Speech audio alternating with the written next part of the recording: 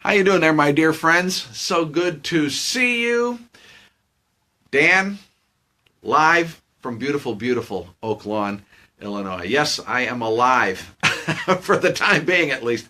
Hey, sometimes followers of Jesus can make a mistake. They can make the mistake of thinking that God is really just involved in, and he's really just interested in the spiritual aspect of our lives. We may think, well, God, he's God. He's all about the spiritual things, and that's his domain. And of course, that's true, but it's bigger than that. The truth, the bigger truth is that God is involved in, and he's interested in every area of our lives, all of it, every relationship you have and I have, he's interested in, not just relationships at church or with other believers, but every relationship at school, at work, our relationship with our friends, with our enemies, if you've got a couple of those. He's interested in everything that we do, everything, not just activities that maybe seem spiritual, like praying or going to church or reading the Bible, but everything, work,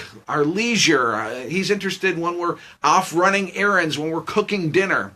See, what happens is there can be, us human beings, we have this inclination sometimes in our minds toward creating these sort of like areas of life, these compartments of our lives. Sometimes this is a helpful thing for us. This is my work life, and this over here, well, this is my social life. And what can happen, though, is we start to apply this perhaps to God. And the idea can be in our minds, well, God has his place too. There's, I like God, but here's his compartment, and I can't have him all over everywhere, but I have him in his compartment. I call him when I need him, and God needs to kind of stay in his place. But no, God doesn't have, he's God. He doesn't have any one place. God cannot be confined. He never has been. He never will be. He can't be confined in any one place. He's not going to stay in any box we might try to put him in. He's the ruler of everything. He's the Lord of every area of the entire created order.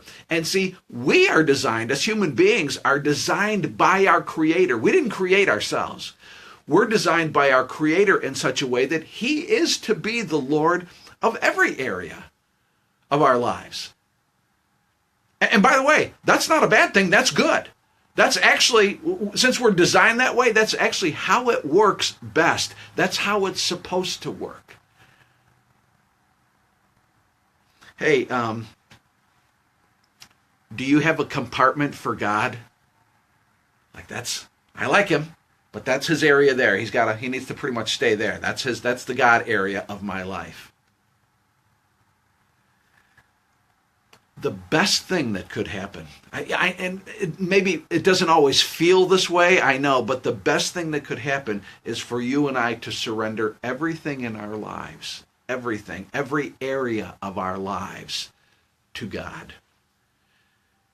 Surrender every area of our lives to the pursuit of God's will in everything we do.